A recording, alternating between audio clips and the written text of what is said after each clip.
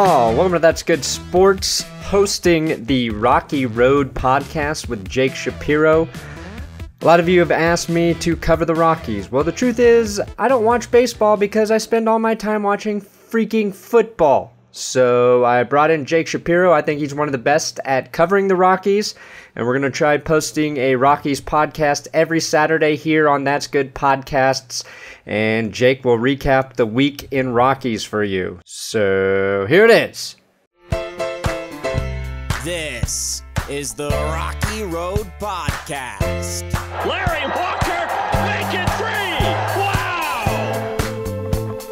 Brought to you by RocksPile.com. Swung on and bounced on one hop off the glove of Arnado. From his knees, throws to first and got him. Blackman to third. Throw coming to the plate is out of time! An inside the park home run for Charlie Blackman. And lifted in the shallow left. Diving grab made by Trevor Story. Blackman high and deep right field. Get up and get out. Hayden has done it. The Rockies win it. Melanson's pitch. Drive to left field. Going back is Slater. It's gone. Now, here's your host, Jake Shapiro. Oh, you feeling better after the last few days? Finally, a win and a record-setting 42nd road win for the Rockies, who can't win on the road, but did so today and set their franchise record for road wins. This is the Rocky Road Podcast. I am Jake Shapiro. You can follow me on Twitter at Shapalicious. Email the show rockyroadpodcast@gmail.com if you have comments or questions. And a twist on today's episode, which you can normally find on iTunes, Google Play, Stitcher, as well as SoundCloud. That's my main hosting site. You can also find this now on That's Good Podcast. Once a week on Saturday mornings, my buddy Brandon Perna and I are going to be posting a modified version of the Rocky Road Podcast that kind of highlights the week as well as has some fresh stuff and some national baseball stuff spliced in to put on his YouTube channel, That's Good Podcasts. So I'm really happy to have Perna. I've long been a fan of his. If you're a Broncos fan or an NFL fan, I implore you to go check out the rest of his stuff because it is hilarious, and I don't even care that much about the Broncos or the NFL. In fact, I get most of my Broncos and NFL news from Brandon Perna just because I find him interesting and he's a friend of mine. So let us start by talking about this week in Colorado Rockies baseball, which saw the Rockies have what was potentially their biggest series in franchise history in Los Angeles against the Dodgers. They go up a half game in the division into the series and exit it 2.5 back. And then you had the game tonight where the Rockies beat the Diamondbacks, and we're still waiting on the outcome of the Los Angeles game. But that doesn't really matter. The Rockies have no shot at winning. It's just not going to happen anymore this season. And on this show later, I'll talk about the real reasons why it wasn't this series in LA that cost the Rockies. We'll go over the reasons why. But it's just a disappointing thing still after, tonight's win and the offense finally gets going, that we see the Rockies trailing 2.5 back in the West with 9 games left. And it could be 1.5 tonight, could be 2.5 still. We don't know. What matters is what St. Louis did tonight, and they won again. And the Rockies will remain a 1.5 back of St. Louis in the wild card. So we'll be scoreboard watching whatever's happening underneath the arch the rest of the summer, so to speak, even though summer ended tonight. But I've got some highlights in this show you're going to want to hear. You're going to want to hear my take on John Gray from earlier this week. You're going to want to hear what I have to say about Nolan Arenado earlier this week, as well as that disappointment in Los Angeles and my full slicing together of what that meant for the Rockies, as well as what I saw out of Germán Márquez and what his future could be. Let's start with the latest addition to the podcast, which is daily after every single game. You can follow it on iTunes, SoundCloud, Stitcher, Google Play. From tonight's show, Friday night show, here's my take on Germán Márquez.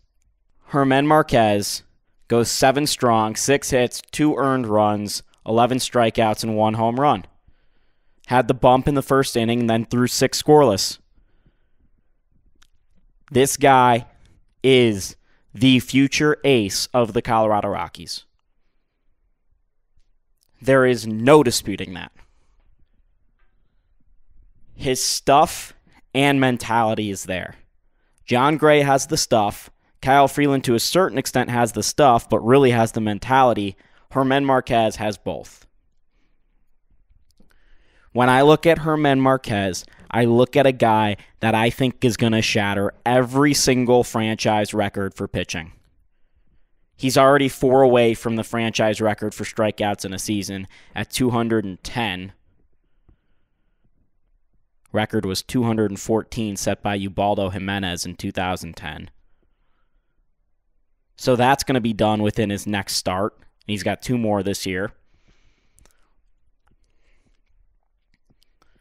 But this guy has all the talent in the world. The fastball is electric. The curveball is drop dead filthy and one of the best in the game. And then all of a sudden he's developed a slider that's been phenomenal. And the Rockies are going to have him for a long time.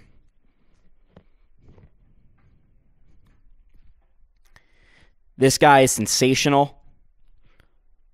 And the pitcher he's developed into, out of the talent that was there,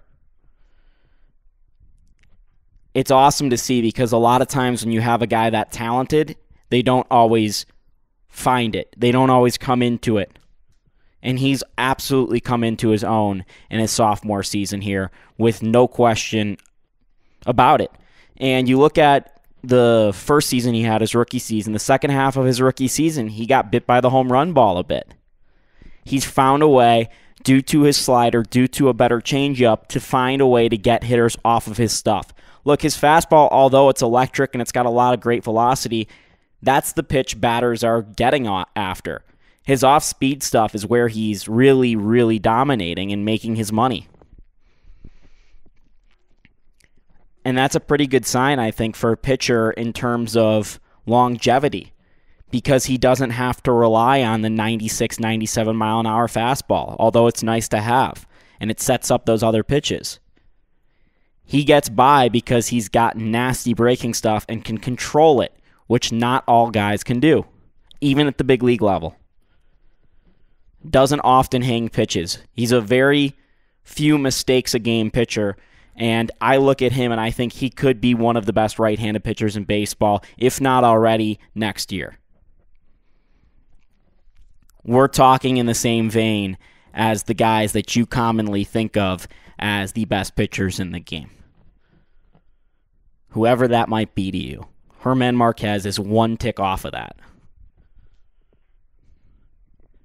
And on a night when the Rockies needed a win, he delivered.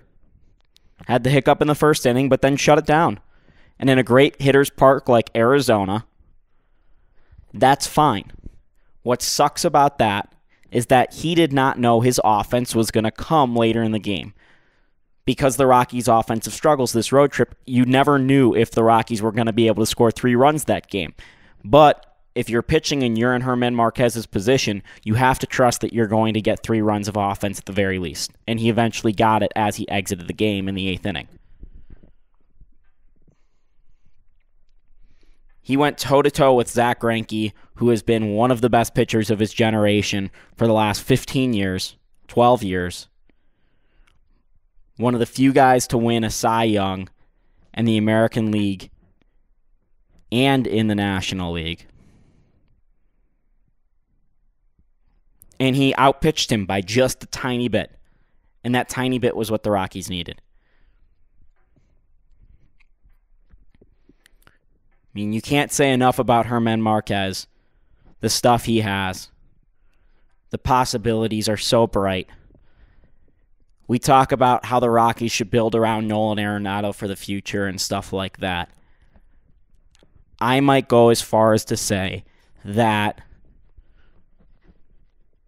Trevor Story and Herman Marquez are the guys the Rockies should build around for the next 10 years as we sit here today. Because it's not like John Gray, where it was only over a 15-game stretch. It's not Freeland, where you don't know how that stuff is going to continue to pan out and if he can stay elite. You know he'll always be good. He's Kyle Hendricks at the worst, which is a great pitcher. Good pitcher.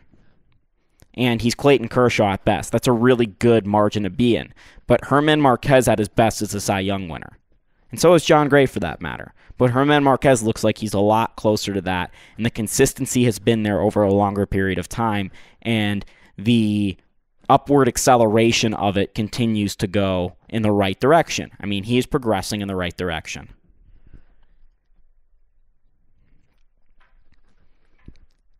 Think about it. Best pitchers in the National League West for next year. I might go this way. I might say if Taijuan Walker comes off his Tommy John correctly, it's Corbin, it's Taijuan Walker, it's Patrick Corbin, and it's Herman Marquez. And probably Ivan Rodriguez. Derek Rodriguez, I'm sorry, his son, Ivan Rodriguez, his son Derek. But those are the guys that I look at and I say, hey, those might be the 5 best pitchers in the National League West. Those younger pitchers coming up. Obviously, Julio Urias you got to look at. Kyle Freeland you got to look at as well. Dodgers have a couple other guys. And then you look at the guys that have been there forever, Kershaw, Bumgarner, Greinke. But the Rockies have that next generation of pitcher.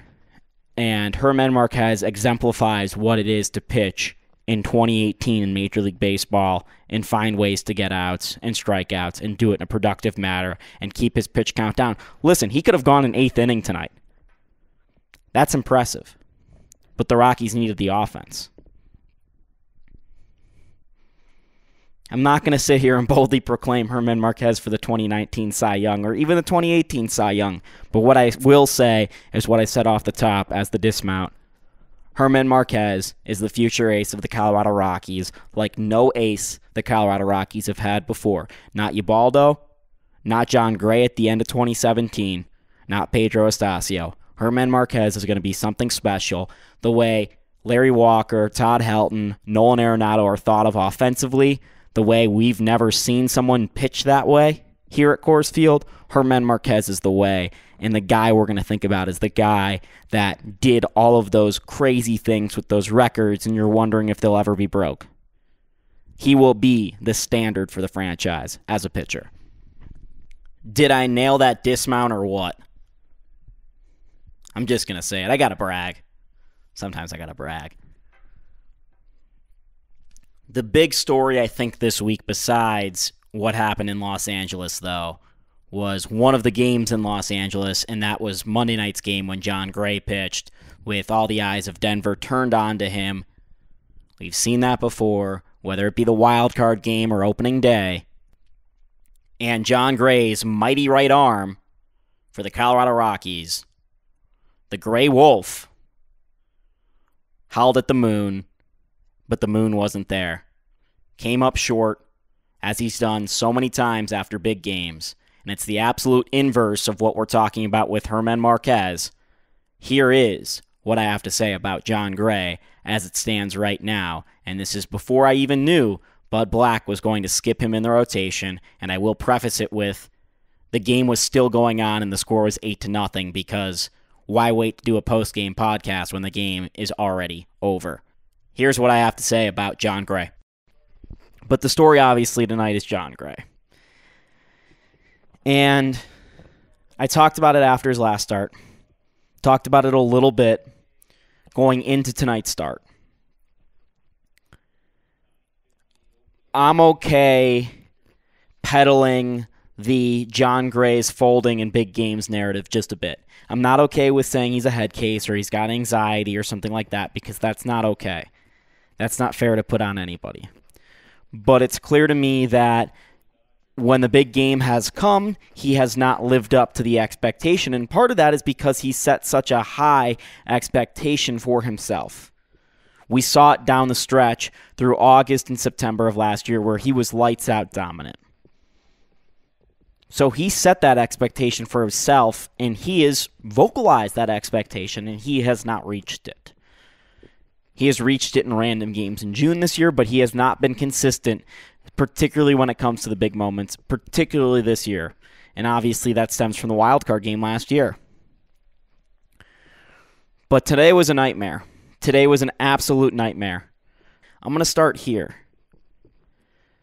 John's clearly affected a ton by the catcher that is used in games. He has been caught by Drew Butera 3 times, and all 3 starts have been a disaster. Has not made it through 4 innings. I think he made it through 4 and 1, but has not made it to the 5th inning. Tom Murphy is on this roster. John Gray, when being caught by Tom Murphy, is a different guy. He is a completely different guy. He is the guy that we know from down the stretch last year. Here are the stats. John Gray being caught by Tom Murphy, ERA of 3.97, opponent's batting average of 2.32. Why does that sound like the John Gray we know? Because his ERA with Jonathan Lucroy in their 10 games last year was 2.69, nice, with a 2.41 batting average against. Tony Walters, 27 times caught, 5.18 ERA, 2.66 batting average. Iannetta, 4 games caught, 9.15 ERA. 3.64 batting average. Clearly, there is something there. Clearly, the Rockies think John Gray, or Tom Murphy rather, cannot catch. And that's okay, because I have not been a huge fan of Tom Murphy's defense. I think he's got a great pop time, which means your catch from the pitcher to your throw to second or third, wherever you're throwing it. I think he's got a great arm speed, foot speed there, but he catches too high. And what I mean by that, he's too upright in his stance, and he's not great at moving laterally. But clearly he has figured out how to manage John Gray and catch John Gray and call a great game with John Gray on the mound. Whereas nobody else really has. Not even Tony. Tony at times has figured it out. But to me, it doesn't make any sense why Tom Murphy isn't catching John Gray. And the biggest reason is that Bud Black wants to play the veterans, the guys that have been there before. And John, obviously, is not succeeding with those veterans that have been there before. Instead, he's succeeding with the guy who took him through the minor leagues. And Tom Murphy. So there was no cost to the Rockies starting Tom Murphy, a right-handed bat, mind you, against a left-handed pitcher. He's pinch hitting right now in the 5th inning, and having him catch for 5 to 6 innings tonight. And maybe it's an act of desperation, just catching Tom Murphy because of how bad John Gray has been the last 2 starts going into tonight. But sometimes an act of desperation works. And if it was just that one little thing that maybe John needed to be right mentally, why wouldn't you just give it to him? I mean, we always talk about how starting pitching is the most important thing, and it's not like any of your 4 catchers can hit.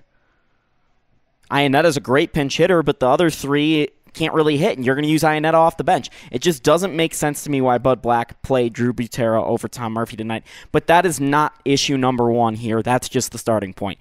Issue number 1 here is that John Gray does not have a fastball anymore, at least at the level that we know his fastball. His fastball was a 75-80 grade fastball. What that means, 20 to 80 grade scale, invented by Branch Rickey. It's basically standard deviation. That's how scouts do everything in baseball. 80 grades, Hall of Fame level, speed, arm. That's what they talk about, the 5 tools.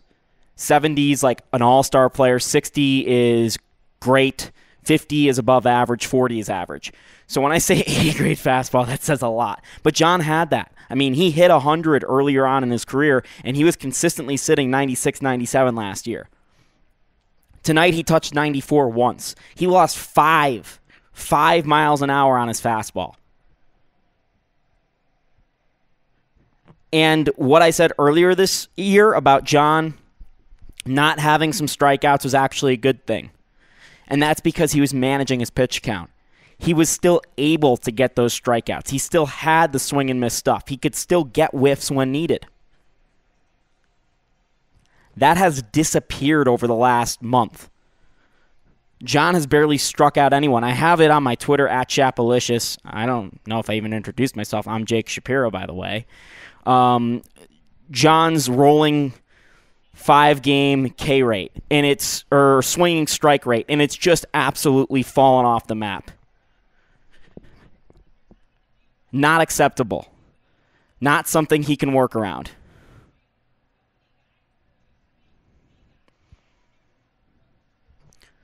So to me, number one in John's list of issues before, he's a head case that folds under pressure. John lost his fastball. Something is drastically wrong with either his mechanics or health or something, because he is not throwing a fastball. And the dude's 26 years old. It's not like he's Kershaw at 31 and his fastball's kind of sinking over time. Kershaw's lost 2 miles an hour in the last 2 years. That's very normal progression for a pitcher. He's lost 5 miles an hour over the course of about 17, 16, 15 months. And this thought just popped into my head. And I hate sharing it with you. I absolutely hate sharing it with you. And I'm not a doctor. But last year at one point, John Smoltz was doing a package on MLB Network, a little run-through of something with pitchers and throwing mechanics.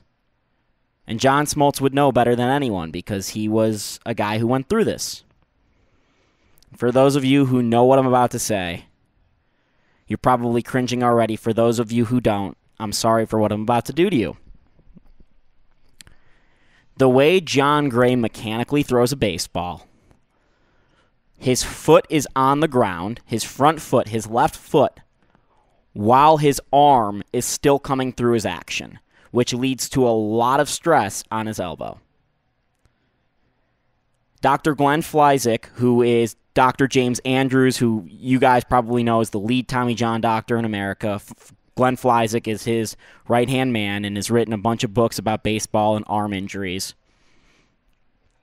Did a mechanical breakdown of percentage of pitchers that pitch this way, and are they more likely to end up getting Tommy John?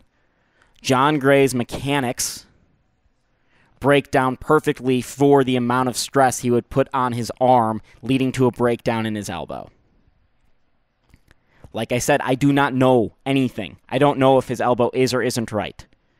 What I'm telling you, and I don't know if that'll ever break down because it's just a higher chance. It's like some people have a higher chance of getting heart failure. Some people have a higher chance of getting diabetes. Some people have a higher chance of going bald earlier in their life. It's just genetics. But the way John Gray throws a baseball, it leads to a higher chance of stress on his elbow. Well, it does lead to a higher stress on his elbow, which leads to a higher chance of Tommy John. But John Smoltz outwardly said his number one candidate for a guy that's a good pitcher in Major League Baseball right now that might end up having this problem is John Gray. He said this last year on MLB Network at some point. Maybe even 2 years ago. And when I clicked on the story, I was like, what? Or when I saw the story initially, the headline, I was like, what? And then I watched the breakdown. I'm like, yeah, that makes all the sense in the world because I've read that Glenn Flyzik study. In-depthly, peer-reviewed doctorate study. I read it because it was about baseball. So, if it came out tomorrow or in the offseason that something's wrong with John Gray's elbow, I wouldn't be shocked. And to me, that's something I think that should probably be looked at way before what's going on inside John Gray's brain. And like I said, I don't know anything. I have no information on this. I like John. You guys know I have a really good relationship on John, and I'm not trying to risk that at all. I could text him right now and find out, but I don't think he knows. But what I'm telling you is he has a problem because his velocity on his fastball has decreased, and that the way he throws mechanically leads to some more stress on his elbow. And maybe it's just fatigue. Maybe there's no big problem. Maybe it's just fatigue and he needs, the offseason to get right. And, he never really fully got rested from 2017 where he threw so much in such a short period after coming off, the leg injury earlier on with the foot, and he put more stress on his arm. And it was just fatigue. It could just be that. It could just be the Rockies have him throwing a certain way right now. Maybe John's consciously throwing with less velocity, in which case I'd tell him, stop doing that because you obviously need your fastball to throw harder and generate more strikeouts. But there's a clear correlation in Jon Gray's fastball, how many swinging strikes he generates, how many strikeouts he gets, and how good Jon Gray is. And tonight, Jon Gray did not look like Jon Gray. Jon Gray looked like a guy that was just trying to figure it out. He had fastball command, but he didn't have his fastball. It's fat. It's no longer 98 with movement. And when I say that, I did a story for BSN where I worked formerly last year about John in Milwaukee, his first game of 2017. He looked like Noah Syndergaard. Fangraphs did that story too. He looked like Noah Syndergaard. He looks nothing of the sort right now. Nothing. And it's not because of mental stuff. That's just not how baseball works. Baseball's mechanics, and you know what? One of the things in baseball that I always talk about, that guys always talk about after walk-off home run, what's the first quote you hear? I was just trying to make that a normal at-bat. Because in baseball, unlike basketball, where the star player is calling for the ball and wants to shoot the last-second shot, in baseball, you have to find a way to normalize every moment. And the conversations I've had with John, he's learned, at least started to learn, how to do that in bigger moments. Obviously, it hasn't worked to where it needs to work, but like I said, I don't think that's the main problem here. You want to talk about the failures of this club, I think it's fair to look at Jon Gray and what they were counting on in John. But the biggest problems this week, said for tonight, have been offense, because the Rockies scored as many runs tonight offensively as they had pretty much the whole trip, which says a lot. They had scored, I believe, in 5 of 60 innings at one point in the middle of tonight's game on this road trip. And I think the onus is squarely on one guy in particular, particularly because some stuff he said earlier this season in San Francisco when the Rockies were at their lowest point. Here's my take on the best third baseman in baseball, Nolan Arenado. But the number one thing I saw from today's game, and you saw it too, Nolan Arenado going 0 for 5 with 2 strikeouts in the biggest game of the season. In LA, when his co-MVP of the Rockies this year was out with an injury, you expect maybe that he'll step up and make up for some of that performance. Nada from Nato. I mean, baseball's not the mental, you want it more sport, stuff like that, but you can't do that. You can't just put up an 0 for 5 in the middle of the order against Clayton Kershaw with 2 errors and expect to win that game. It's one thing if Ian Desmond does it, because the Rockies aren't expecting Ian Desmond to be the greatest player ever. But the expectation is there with Nolan, meaning where he is in the lineup, what position he plays defensively. The lack of capitalization, those miscues, cost you so much, and they killed the Rockies tonight. The play where Nolan threw it back to the base and the umpire got in the way, that was an atrocious play by Nolan. Now, before I talk about the umps there, when you walk 5 times against Clayton Kershaw, when you have 7 runs in the last 5 games,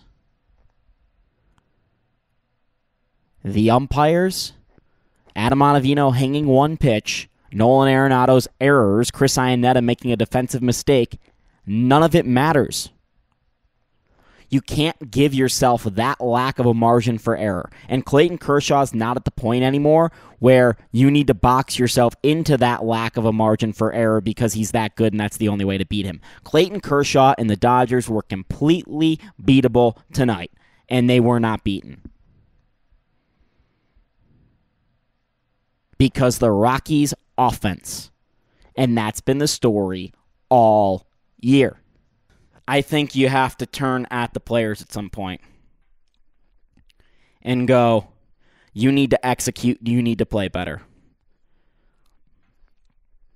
And I talked about it a little bit last night with Nolan Arenado. Pressing or whatever you want to call it. But ultimately failing and coming up short in a big spot. Did it again tonight with twice with guys on base. Your biggest run producer at the plate, maybe the best run producer in the history of the franchise. The expectation is that this guy is going to get those runs. As we talked about last night, it's different when it's Nolan Arenado compared to Gerardo Parra. The expectation is different. And for Nolan, he's raised that expectation. And you want to talk about how he's done it with his play. We all know he's done it with his play. But how about how he's done it with his voice? How about going out there after that loss to the Giants, and ever since the Rockies have been, the best record in the National League. They're 42-26 or whatever since that loss to the Giants, a walk-off, and Nolan Arenado tells Nick Roque of The Athletic, by the way, go read his stuff, he's great. I want to win. I'm pressuring my guys to win. Something along those lines. Basically puts it on the onus on his teammates. Hey, look at what I'm doing here. You guys got to step up too. Which was fine at the time because the way Nolan Arenado's been playing. And had been playing for the last few years. But for him, down the stretch, the last 4 weeks, said for one of those 4 weeks, to look the way he has, then tonight and yesterday, in big spot after big spot, come up completely short and fail. After saying that doesn't look too good. Nolan Arenado, you could make the case out of every player on the Rockies the last few nights has had the most power to change what has happened. And obviously he did not. His absence was felt. Nolan Arenado did not play in those games. A person named Nolan Arenado played in those games. The complete inverse of Troy Tulowitzki in 2010 as the Rockies faded away. While we talked about Nolan Arenado and John Gray already, that's not the story here. Nolan Arenado and John Gray have both been positive contributors over the course of 162 games. They just so happen to be, Nolan in particularly, coming up short here as of late. John obviously had his struggles early on as well. But the reason the Rockies aren't in first place in the NL West is not on either of them. It's something else. But in terms of losing, when you have a 3-game series, losing large, then losing close late twice, that's about the 3 worst ways you could lose a series. Meanwhile, it wasn't any of the 3 worst losses of the year. None of those 3 were in the top 3. I think back to a game in Philadelphia. That Anaheim 8th inning a month ago. A couple games at home. And of course that Texas game, which is the worst loss I've ever seen out of any baseball team at any level. Thankfully, or maybe not thankfully, because there are multiple games there, it probably won't come down to one game. One game's not going to cost you the season, which is why I'm stuck in this place where I kind of want to say I told you so, but I grieve with you guys because that sucked. That sucked. And your team let you down in many ways, but not the ways you even know. You're thinking your team let you down by not even winning, forget taking one game, winning that series in LA. Your team let you down at the trade deadline. That's when your team let you down. They knew what they needed, the issues were clear, and they did not do enough. And that's the story of this team. Did Jeff Bridich make mistakes in the offseason? Yes. Have players underperformed? Yes. Look at Nolan Arenado tonight even. Look at the bullpen for the first 2 months of the year. John Gray on Monday.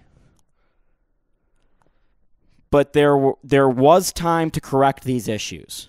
And you had yourself in a good enough position, and all you did was get Sanguano and Drew Butera when other teams in the NL, look at what came off that Dodgers bench tonight. Look at what the Phillies got for Wilson Ramos. Look at some of these moves, and nothing happened for the Rockies the way it needed to. Jeff Bridich could have corrected his errors, but he didn't do enough to correct his errors, and that is the issue and the way the Rockies let you down. They had a chance to become the first team in franchise history to win the NL West. That is not happening now. That is out of the picture. But, and you might say, Jake, they were up a half game going into the series. Did you really want to just go up a half game into this 3-game series in LA? You had to have 2.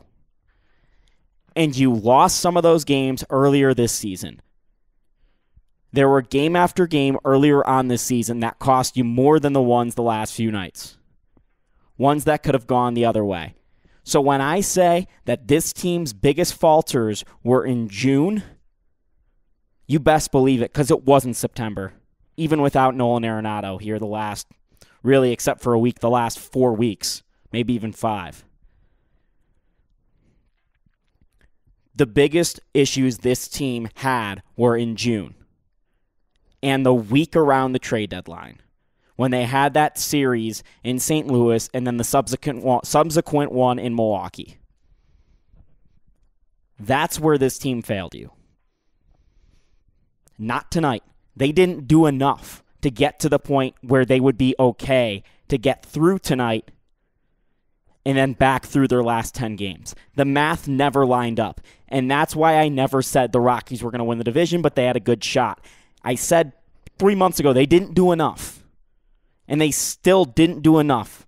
The Dodgers were struggling all year, and the Rockies never stepped down their throats. Never, ever did they. They never got within 3 games difference of them. And that was the fault.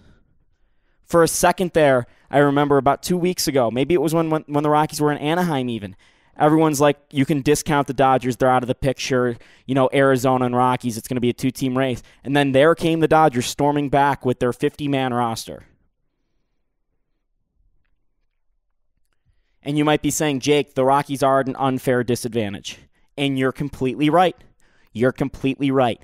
And before you even go to the resources and depth thing, and having 15 GMs in your front office, and all this money and all that stuff, start here.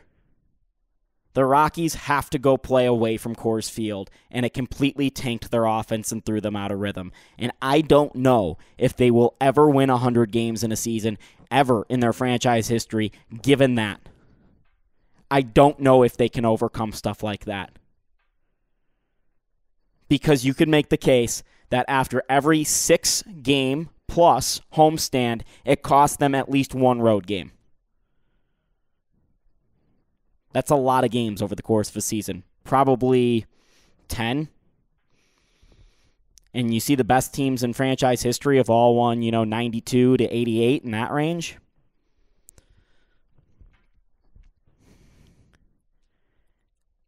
But this was the year to do it because the number was so low and how much the Dodgers struggled. The D-backs were frauds, and we all know the Giants were a gigantic effing fraud. I just laugh because one of my favorite people in the world who works in baseball and is way smarter than me or anyone listening to this saw one of my tweets where I'm like in the offseason calling the Giants a fraud. And he was like, "Are you sure about that? I normally agree with you about everything, but I think you're wrong about that." And I was like, yeah, I trust your opinion, but I don't know. Frauds. But this isn't about the Giants. It's about the Rockies. And it was miserable. It really was miserable. And those games in San Francisco were worse than the ones in LA because you honestly weren't expecting them to win 2 games in LA. I thought they might win 1, but honestly, my expectation was that they were going to get swept going into this. I obviously didn't want to say that here because I didn't want to be called out that way, but my expectation was that they were going to get swept. And I said it kind of in passing on the podcast over the last week or two that, you want to make sure you're in a good enough position in case you do get swept. But it's going to be really rough if the Cardinals get the second playoff spot and you lost 3 of 4 on the road in St. Louis the days after the trade deadline. I think 2 of those were blown saves. The other one was in Milwaukee. So 2 blown saves in St. Louis just hours after you didn't make a move for another reliever besides Sanguano. And the Cardinals are probably going to win the wild card by 1 or 2 games. That's the season. Those games were the season. Not tonight. Man, you hope the Rockies season doesn't come down to them losing to St. Louis by 1 game or them having to go to St. Louis for a 1-game play-in 163 to get into the 1 game for the wild card game because of that series in St. Louis where they blew those saves by Wade Davis. That would suck, but it's better than not playing meaningful baseball in September, and it's better than not getting to the playoffs. So we'll see, but there are a couple ways to look at it. This team is completely imperfect and has struggled all year. And you can also make the case that it was the most important season in franchise history at the start of the year. Nolan Arenado contract situation, the young pitching, capitalizing on the momentum in Denver, keeping the attention of the fan base, making sure they don't think you're losers, all that. It's all relevant. But between player execution, some failures by the front office, they're on the outside looking in with 9 games left, and it's going to take a hell of an effort to get back into the right side. Not that it's impossible, and not that you should give up, but this was the season where you felt like, oh, they could really go to the playoffs back-to-back. And at the very best right now, they're in the same situation as they enter the playoffs as they were last year on the road for a wild card game, which is a coin flip. I'm Jake Shapiro. I hope you liked the first edition of the Rocky Road kind of weekly podcast here on That's Good Podcasts, channel run by my really good friend Brandon Perna. Really happy to be here. You can listen to the show daily on SoundCloud, iTunes, Stitcher, and Google Play. That's Rocky Road Podcast. And I'm glad to have some new audience members, and you can expect some more national baseball stuff as we get away from the Rocky stretch run and the team I cover on an everyday basis. And just a reminder that the Rocky Road Podcast is brought to you by roxpile.com. They're the one that gives me my access and ability to do some interviews on this show, which you will hear next week as I get back in the clubhouse at Coors Field. And, of course, I write for them, so go check that stuff out. But my favorite sponsor, Blake Street Tavern, the best sports bar in Denver, according to me and a whole heck of a lot of other people. I hope to see you at Blake Street after every single Rockies home game as I do my podcast about a half hour, 45 minutes after those games. So I'll talk to you guys soon. Thanks so much for listening in to the Rocky Road Podcast. I'm Jake Shapiro. Follow me on Twitter at Shapalicious. See you soon.